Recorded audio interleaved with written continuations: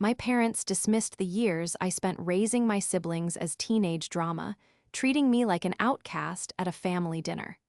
They had successfully rewritten our family history. So, I went to my childhood room and found the diaries that held the proof to unravel their carefully constructed lies. This is where the story truly begins, and you won't want to miss what happens. Make sure you're subscribed to see it through to the end. We're always curious. Where in the world are you all watching from today? Let us know in the comments. The scent of roasted turkey and pine needles usually filled me with a sense of warmth and belonging. But this year, it was suffocating. I sat at my parents' grand dining table, a ghost in a home I had once managed. The crystal glasses gleamed under the chandelier, the silverware was polished to a mirror shine, and my family's laughter sounded like shattering glass. Every cheerful sound was a fresh crack in my composure. My mother, Brenda, stood at the head of the table, raising her glass. Her blonde hair was perfectly coiffed, her silk blouse exuding an effortless elegance that she had cultivated over the years. "A toast," she announced, her voice resonating with practiced warmth. "To family, and to Robert and me for somehow managing to build our business from the ground up while raising 3 wonderful children. We really did manage it all so beautifully." My father, Robert, beamed beside her, placing a proud hand on her arm. "We certainly did, darling, a true partnership." My younger brother, Liam, now 24, raised his glass with a grin. "To Mom and Dad." Sophie, my 22-year-old sister, echoed the sentiment. "Hear, hear." I felt the blood drain from my face. We managed it all. The words echoed in the hollow space that had opened in my chest. I thought of the countless nights I had been the one managing it all. I remembered the fevers, the scraped knees, the parent-teacher conferences they had missed, the school plays where I was the only one in the audience. My entire adolescence felt like it had just been erased with a single, self-congratulatory sentence. A bitter laugh almost escaped my lips, but I swallowed it down, chasing it with a sip of water. I tried to let it go, to just smile and endure the dinner for the sake of a peaceful holiday. But the injustice of it was a physical weight, pressing down on my shoulders. Later, as my mother recounted a story about a business trip to Milan that had coincided with Liam's middle school graduation, I couldn't hold my tongue any longer. "I remember that week," I said, my voice quieter than I intended. "Liam was so nervous about his speech. We practiced it for 3 nights in a row in my bedroom." The table went quiet. All eyes turned to me. My mother's smile tightened at the edges. "Yes, of course, Elizabeth. You were always such a helpful big sister." The praise was coated in a thin veneer of condescension. It wasn't an acknowledgement, it was a pat on the head. My father cleared his throat. "Your mother and I were closing a very important deal. It set us up for years. Sometimes, sacrifices have to be made for the good of the family." "I know," I said, trying to keep my tone even. "I made them too." Brenda set her fork down with a delicate clink. "Now, let's not be dramatic. You were a teenager helping out with your siblings. That's what family does. This tendency you have to exaggerate your role is becoming quite tiresome." Tiresome? The word landed like a slap. I looked at Liam and Sophie for support, for some flicker of shared memory in their eyes. But they looked away, their expressions a mixture of confusion and discomfort. They had been 8 and 6 back then. Their memories were soft and hazy, easily colored by the bright, bold narrative our parents had painted for years.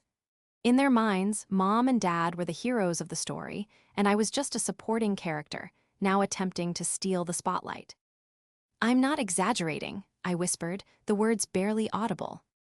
"It sounds like you are," Liam mumbled, refusing to meet my gaze.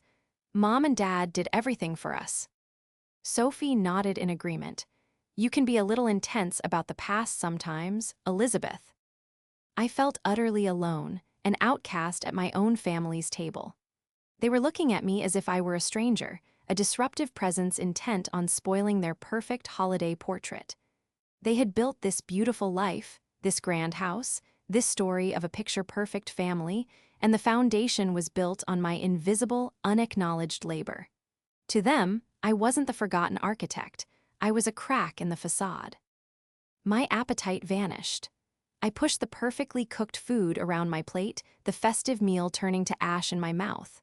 My mother had already moved on, launching into another anecdote about her charity work, and the laughter resumed, louder this time, as if to consciously fill the void of my silence. I was there, but I wasn't. I had been dismissed, my history rewritten, my sacrifices rebranded as teenage melodrama. The pain was a sharp, physical ache. It wasn't just that they didn't remember, it was that they had chosen to forget. The casual cruelty of their denial was a deeper wound than all the years of missed birthdays and lonely nights had ever been. I excused myself from the table with a mumbled pretext of a headache. No one tried to stop me. The laughter and conversation continued uninterrupted, a clear signal that my presence was not essential to the evening's manufactured joy. I walked up the carpeted stairs to the second floor, each step feeling heavier than the last, my hand trailing along the polished banister of a house that felt more like a museum of a family than a home. My old bedroom was at the end of the hall, preserved like a time capsule. My parents called it the guest room now, but it was still filled with the ghosts of my adolescence.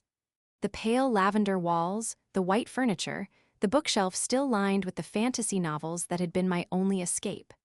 I closed the door, shutting out the muffled sounds of the party downstairs, and leaned against it, finally letting out the breath I felt like I'd been holding for an hour. The isolation was crushing. It was one thing for my parents to construct their narrative, but to see Liam and Sophie, the two people I had poured so much of my young life into, look at me with such dismissive confusion was a unique kind of heartbreak. I had changed their diapers, taught them to ride their bikes, and proofread their essays. Now, I was just their intense, older sister who couldn't let go of the past. A little while later, there was a soft knock on the door. It was Sophie, holding a piece of pumpkin pie. "I thought you might want this," she said, her expression uncertain. "Thanks," I said, taking the plate. She lingered in the doorway. "Are you okay? You got really quiet down there." "I'm fine," I lied, "just tired." "Mom and Dad, they just want everyone to have a nice holiday," she offered, as if that explained everything. "They get stressed when there's tension." "So I'm the tension?" I asked, my voice flat. Sophie shifted uncomfortably. "No, it's just you bring up the past a lot. It feels like you're saying they were bad parents, and they were. They gave us everything." That was the line, the one they had perfected. We gave you everything. It was true, in a way. They had provided the funds for everything, the clothes, the lessons, the beautiful house. They had just outsourced the actual, day-to-day work of parenting to their 16-year-old daughter. How could I explain to Sophie that presence was a currency far more valuable than money? How could I describe the hollow feeling of having a house full of nice things but empty of parents? "I'm glad you feel that way, Soph," I said, my energy for an argument completely gone. She gave me a hesitant smile and slipped away, relieved to have performed her sisterly duty. A few minutes later, Liam appeared. He was more direct. "What was that all about?" he asked, leaning against the doorframe. "You totally ambushed them." "I made a comment, Liam, that's all." "Yeah, but you knew how it would sound, like you're keeping score, like you resent them for being successful." He shook his head, a look of genuine disappointment on his face.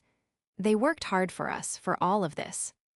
I looked at my younger brother, a man now, with a life and a perspective entirely his own, yet one that had been so carefully curated by our parents. The anger I felt was quickly replaced by a profound sadness. It wasn't his fault. He was just reciting the history he'd been taught. "You're right," I said, seeing the futility of it. "I'm sorry if I made things uncomfortable." He nodded, satisfied. "It's fine, just try to relax, it's Christmas." He disappeared, and I was alone again. I sat on the edge of my old bed, the silence of the room a stark contrast to the noise in my head. They had won. Their version of the past was now the official record. I was just a bitter, scorekeeping child who couldn't appreciate all she'd been given. I stared at the bookshelf, at the spines of books that had taken me to other worlds when this one became too much to bear. My gaze drifted to the bottom shelf, to a simple, unassuming cardboard box tucked behind a row of yearbooks. A forgotten memory sparked in my mind. Not a memory of an event, but of the act of recording it. I remembered sitting at this very desk, exhausted after putting a sick Sophie to bed and writing it all down. Not with flowery, emotional language, but with a strange, detached precision.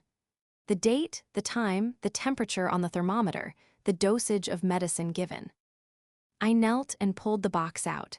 It was heavy, filled with a collection of simple, spiral-bound notebooks and leatherette diaries. My journals. A wave of memory washed over me, so clear and sharp it felt like yest. Erde, they had rewritten the story of our family, erasing me from the narrative. But as I lifted the lid and saw my own neat, methodical handwriting, a cold, clear thought cut through the fog of my hurt. They had forgotten one crucial thing. I had kept the receipts. The past is a story we tell ourselves, and my parents were master storytellers.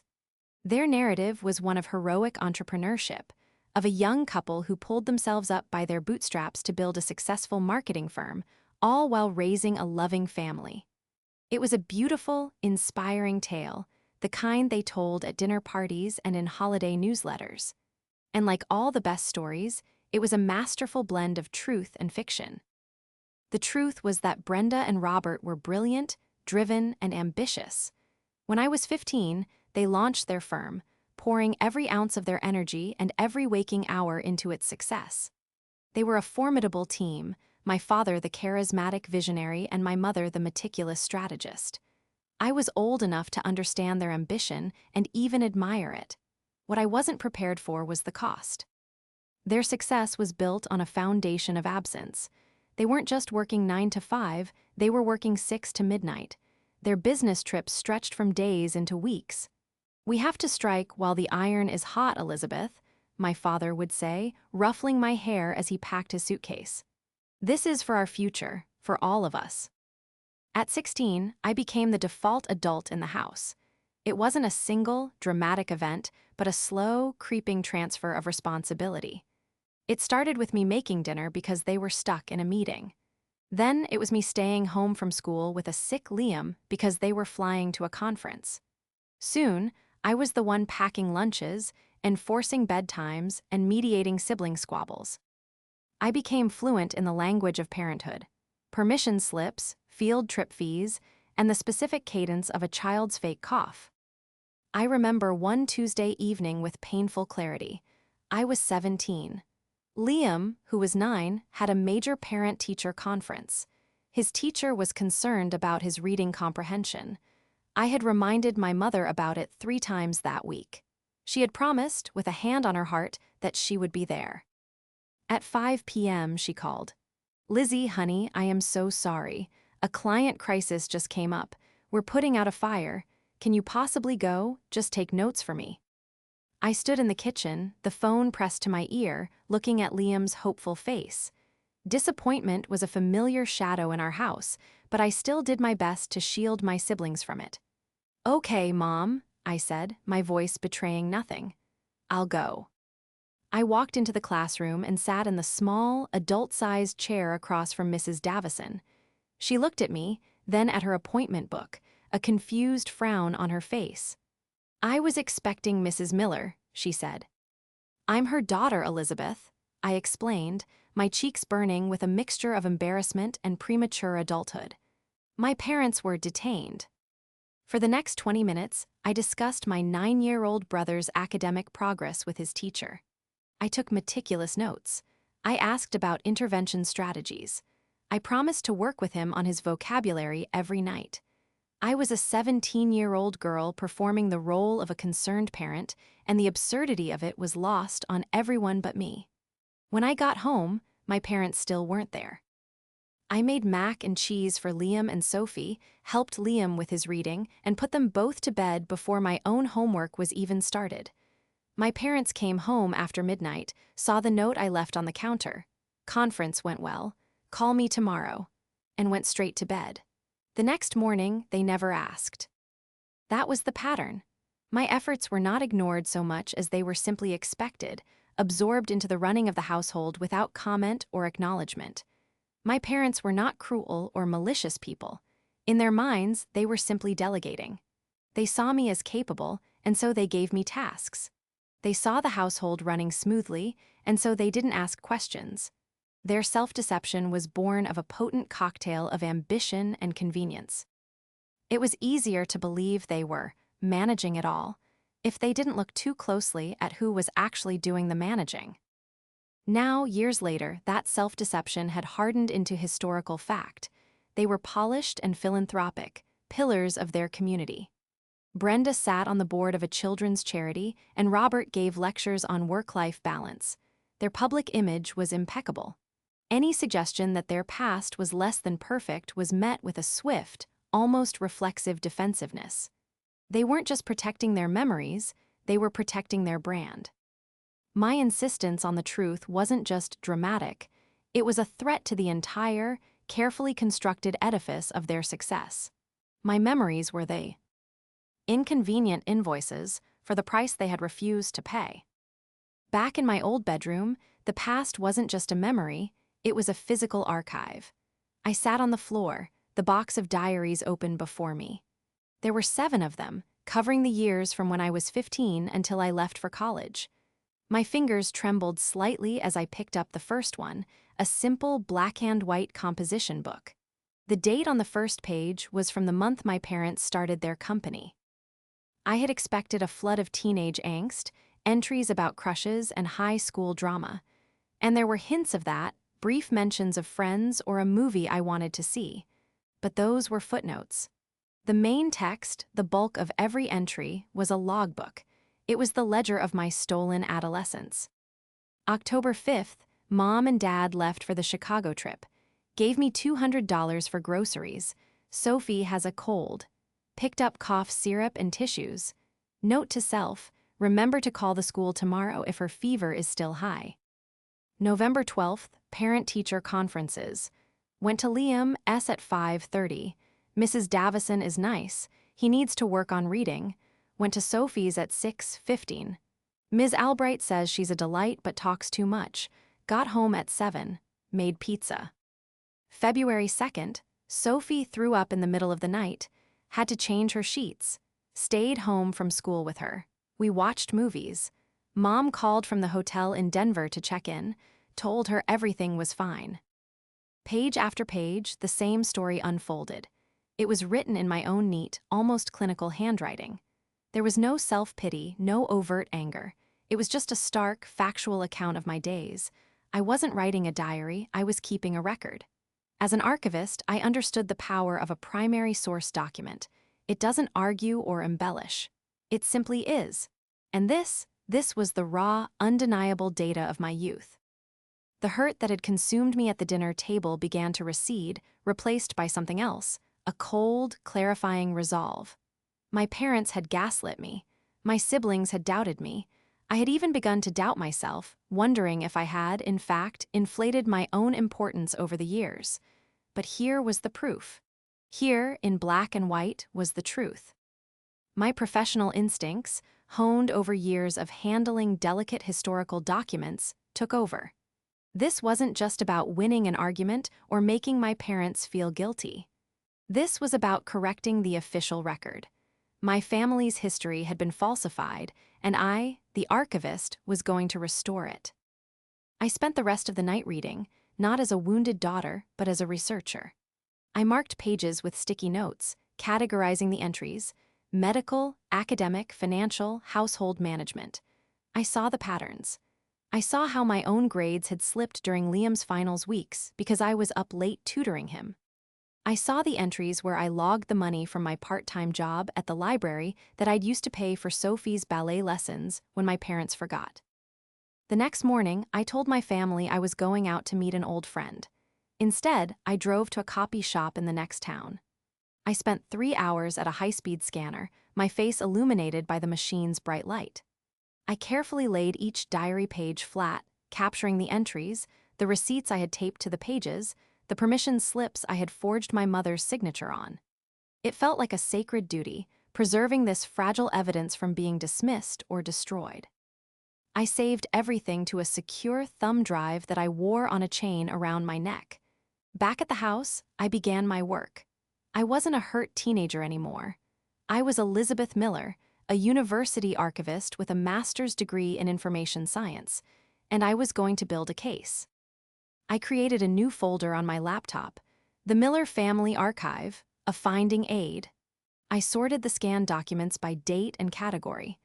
I created a timeline, a simple, elegant spreadsheet that cross-referenced diary entries with school calendars I found online and invoices I had saved. It was stark. It was factual. It was undeniable. The process was strangely healing. With every document I scanned and cataloged, I felt a piece of my own stolen history being returned to me. I wasn't the dramatic or intense daughter. I was the acting head of household. I was the primary caregiver. I was the unpaid, unacknowledged manager of my siblings' childhoods. The diaries didn't just contain facts, they contained my validation. As I worked, I realized this wasn't about revenge. It was about truth. My siblings deserved to know the real story of their childhood, not the glossy, sanitized version. And I deserved to be seen. The emotional fog had lifted. I knew exactly what I had to do. Before orchestrating a full reveal, I felt I had to make one last attempt at a gentler approach. Perhaps, I reasoned, if presented with a specific, undeniable memory, my mother would concede the point, and the whole painful affair could be avoided. It was a foolish hope, but oh. I clung to. I found my mother in the sunroom, reading a novel and sipping tea. It was a picture of tranquility. I took a deep breath and sat in the wicker chair opposite her. "Mom," I began, my voice calm and steady. "I was thinking about something last night. Do you remember when Sophie was 7 and she fell off the monkey bars at school and had to get stitches in her chin?" Brenda looked up from her book, a placid smile on her face. "Vaguely. Little ones are always getting into scrapes, aren't they?" "I remember it pretty clearly," I continued. "The school nurse called the house line because she couldn't reach you or Dad on your cells. I had just gotten home from school. I had to run the 6 blocks to her school, sign the release form, and then take her to the emergency room." I watched my mother's face for a flicker of recognition, a hint of recall. There was nothing. Her smile remained serenely in place. "I remember sitting with her for 3 hours while she cried," I said, my voice starting to lose its steady edge. "I held her hand while the doctor stitched her up. I'm the one who bought her the ice cream afterwards to make her feel better." My mother closed her book, marking her page with her finger. She gave me a look of practiced patience, the kind a parent gives a child who is telling a tall tale. "Elizabeth, dear, I'm sure you were a great help. But I distinctly remember Robert and I rushing to the hospital. I remember the doctor explaining how to care for the wound. You must be misremembering. It's easy to get these things jumbled after so many years." I stared at her, dumbfounded. It was such a blatant, confident lie. She wasn't just mistaken, she was actively rewriting the event in real time. My memory was crystal clear. The smell of antiseptic, the feel of Sophie's small, trembling hand in mine, the sight of my father's signature I had clumsily forged on the hospital intake form. "No," I said, my voice low and firm. "You weren't there. Neither of you were. You were both in a meeting with the Henderson account. You didn't get home until after 9 that night. I have the hospital bracelet in a memory box in my closet." Her serene expression finally cracked. A flash of irritation crossed her face. "Well, I certainly don't know why you'd keep something like that. Elizabeth, this is exactly what I was talking about at dinner. This fixation on a past that you remember in such a negative light. You were a wonderful sister, and we appreciated your help, but you did not raise your siblings. We were their parents. We were there for all the important things." The gaslighting was so complete, so audacious, that it left me breathless. She had taken my memory, a moment of profound stress and responsibility for me, and dismissed it as a jumbled, negative fantasy. Her reality was the only one that was valid. "The important things," I repeated softly. "What about the night before Sophie's first day of kindergarten, when she was too scared to sleep, and I stayed up with her all night, telling her stories? Or the time I spent all weekend building Liam's solar system model for the science fair because you two were on a retreat in Napa? Were those not important? Of course they were, Brenda said, her tone becoming sharp and defensive. And we are grateful you pitched in. But you are painting a picture of neglect that is simply not true. It's insulting. We provided a beautiful life for you all. A life I was left to manage, I countered, my voice rising despite my best efforts to control it. That is enough, she snapped, her composure gone. I will not sit here and be attacked in my own home. Your father and I did the best we could, and our success is proof of that. If you can't accept that, then I don't know what to tell you. Perhaps you need to talk to someone about this resentment you're holding onto. She stood up, the argument officially over in her mind. She had delivered her verdict. I was the problem. My memories were the problem. My resentment was the problem. With that, she walked out of the sunroom, leaving me alone with the silent, screaming truth. That was the moment I knew. There would be no gentle conversation. There would be no quiet acknowledgement. Her denial wasn't a misunderstanding. It was a fortress. And the only way to get through a fortress wall was to come with enough firepower to bring it down. My hope for a simple resolution died in that sunroom. My resolve to see this through, no matter how difficult, was forged in its place. The conversation with my mother was the final piece of confirmation I needed. My gentle appeals to memory would always be met with denial. Facts were the only language she and my father would be unable to refute. So, I retreated and dedicated myself to my project, becoming a forensic historian of my own life. The thumb drive around my neck felt like a key. I spent the next day locked in my old bedroom, my laptop humming. The timeline I was building grew more detailed, more damning with every hour. I cross-referenced my diaries with my old high school day planners. I found a receipt for an emergency dental visit for Liam, paid in cash from my library job wages. I found a letter from Sophie's third-grade teacher addressed to my parents, but with a handwritten note at the bottom. P.S. Elizabeth, thank you again for volunteering on the field trip. You were a huge help. Each document was a brick in the wall of my argument. I was no longer just relying on memory. I was building an irrefutable case, piece by piece. The sheer volume of it all was staggering, even to me. Seeing it laid out so clinically, I began to understand the true scope of what I had done, of what had been asked of me. My next step was to find an ally, an external validator. There was only one person who could possibly fit that role, my father's sister, my Aunt Margaret. She had always been a quiet presence in our lives, living just a few towns over. She was kind and observant, but not one to interfere. I always had the sense that she saw more than she let on. I called her on my cell phone, stepping out into the cold backyard for privacy. Margaret, it's Elizabeth. Lizzie dear, how are you? How are the holidays? Her voice was warm and familiar.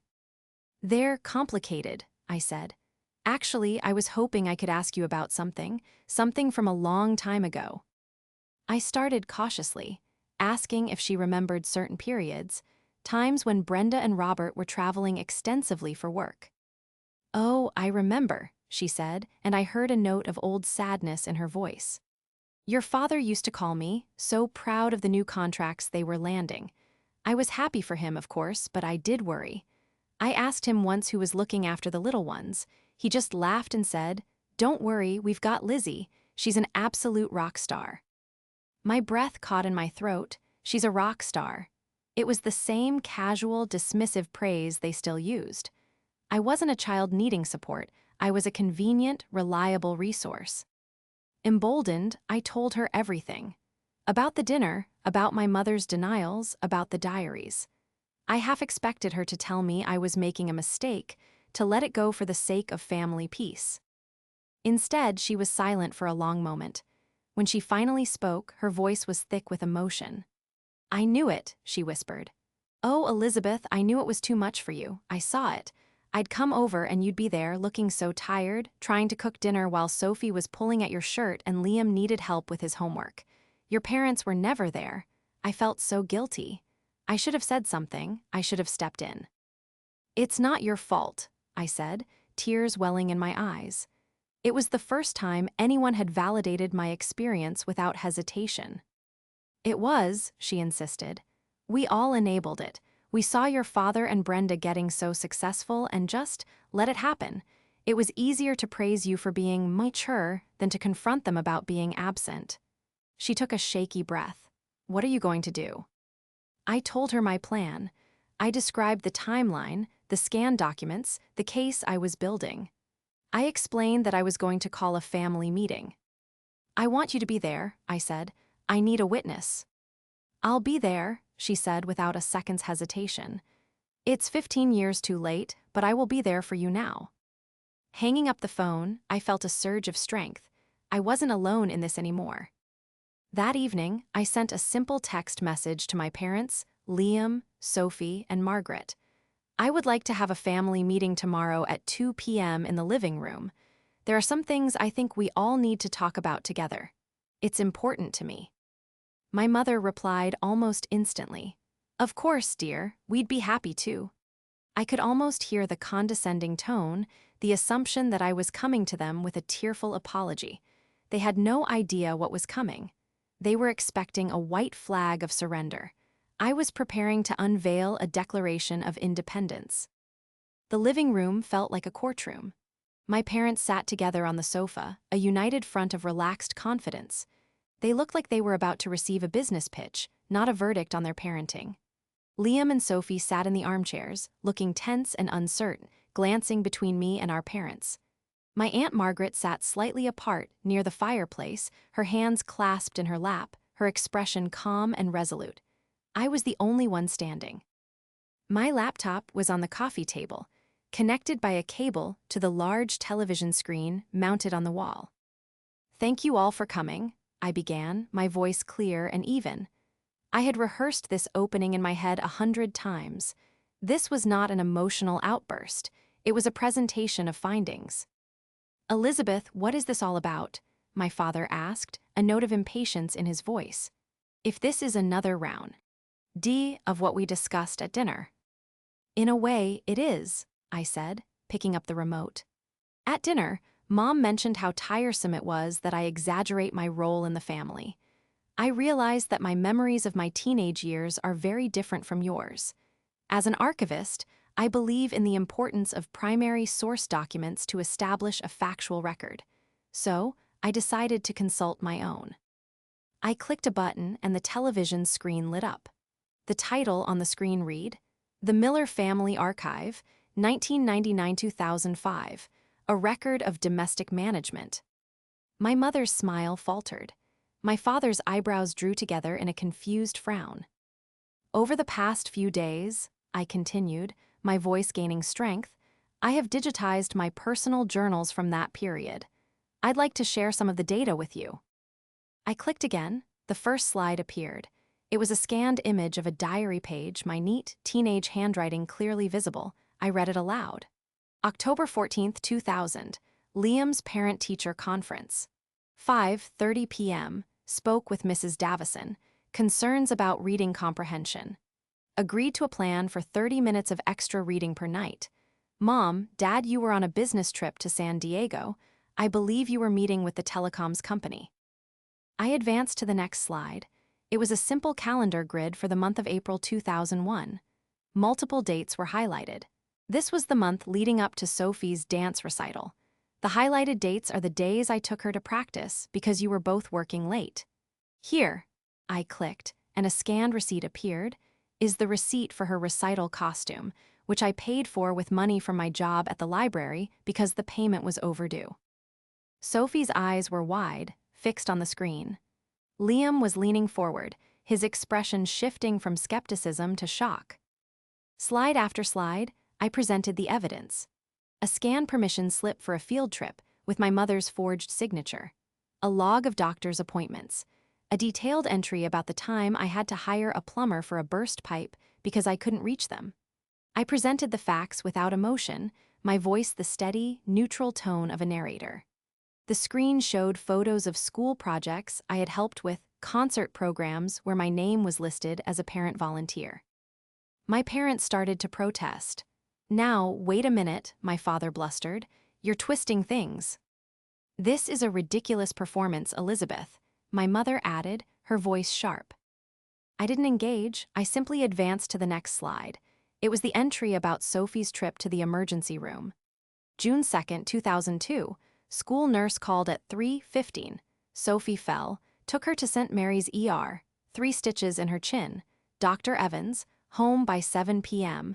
You got home at 9:45 p.m. A scanned image of Sophie's hospital discharge papers appeared on the screen. The signature on the line for parent guardian was mine. Sophie gasped, a hand flying to her mouth. She had a tiny, faint scar on her chin, one she'd had for as long as she could remember. That's when Aunt Margaret spoke, her voice cutting through the tense silence. "It's the truth, Robert. Brenda, I was there for some of this. I remember coming over that night after the hospital. I brought soup. You weren't home. Elizabeth was trying to get Sophie to take the antibiotic and she was crying. Elizabeth was exhausted, but she was handling it. She handled everything." My parents stared at their sister, utterly betrayed. My father opened his mouth, then closed it. There was nothing to say. The evidence was overwhelming, the witness testimony irrefutable. Their narrative, the story they had told themselves and their children for 15 years, had been systematically, factually, and publicly dismantled. I looked at Liam and Sophie. The confusion was gone from their faces, replaced by a dawning, horrified understanding. They weren't looking at our parents. They were looking at me, seeing me for the first time, not as their dramatic older sister, but as the person who had been there, the person who had raised them.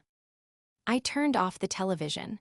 The silence in the room was absolute. My work was done. The immediate aftermath of my presentation was not explosive, but deafeningly silent. My parents sat stunned on the sofa, their carefully curated reality shattered. Brenda's face was pale, Robert's was ashen. They looked older, smaller, stripped of their confident authority. For the first time in my life, I had left them with nothing to say. They offered no apology, no defense. A few minutes later, they stood up in unison and left the room, a silent, defeated retreat. Aunt Margaret came over and squeezed my arm, her eyes shining with tears. "I am so proud of you," she whispered, before quietly excusing herself to give us space. The three of us, me, Liam, and Sophie, were left alone in the living room. Sophie was the first to move. She crossed the room and wrapped her arms around me, burying her face in my shoulder. Her body shook. With quiet sobs, "I'm so sorry, Lizzie," she cried. "I didn't know, I didn't remember." Liam came and stood beside us, placing a hand on my back. His face was a canvas of regret and dawning comprehension. "All those times you'd get annoyed when we called you bossy," he said, his voice cracking. "You weren't being bossy, you were just being the parent." I hugged my sister tightly, my own tears finally falling. They weren't tears of sadness or anger, but of profound, cathartic release. "It's okay," I whispered. "You were just kids. It wasn't your job to know." Later that evening, the three of us sat in my old bedroom, the box of diaries open between us. They asked to see them, not as evidence anymore, but as a way to understand. Sophie gently turned the pages, her fingers tracing my handwriting. "I remember this," she said softly, pointing to an entry. "My nightmare about the monster under the bed. You sat with me and drew a monster spray label for a water bottle. I kept it for years." Liam read an entry about his 8th grade science fair. "I told everyone Dad helped me with this," he said, shaking his head in disbelief. "But it was you. You stayed up until 2 in the morning helping me glue all the planets onto the board." We spent hours like that, piecing together the true story of their childhood and my adolescence. We weren't angry, we were just quiet. We were excavating our own family history, and for the first time, we were seeing it clearly. The resentment I had carried for years began to dissolve, replaced by a new, more honest connection with my siblings. They finally saw me. My relationship with my parents did not magically heal. There was no tearful confrontation, no heartfelt apology. The next day, they acted as if nothing had happened, their denial a shield they raised once more. But something had fundamentally shifted. Their power was gone. They could no longer dictate the family narrative. The truth was out, and it had permanently altered the dynamics of our family. I left their house 2 days later, but this time, it felt different. I wasn't retreating from a battle I had lost. I was leaving a site of truth and reconciliation. Liam and Sophie hugged me tightly at the door, a new warmth and understanding in their eyes. In the weeks that followed, they called more. They asked questions. They shared memories of their own, now seen through a new lens. We were building a new relationship, one founded not on a shared, fictional history, but on a difficult, acknowledged truth. My peace did not come from my parents' validation, it came from my own. It came from the quiet, powerful act of reclaiming my own story. The diaries, once a record of my burdens, had become a testament to my strength. I hadn't just been a helpful big sister. I had been a caregiver, a manager, a guardian. I had been the adult in the room, and now, finally, everyone knew it. Sitting in my own quiet apartment, surrounded by my books and my orderly life, I felt a sense of calm I hadn't felt in years. The record had been corrected. The archivist's work was done.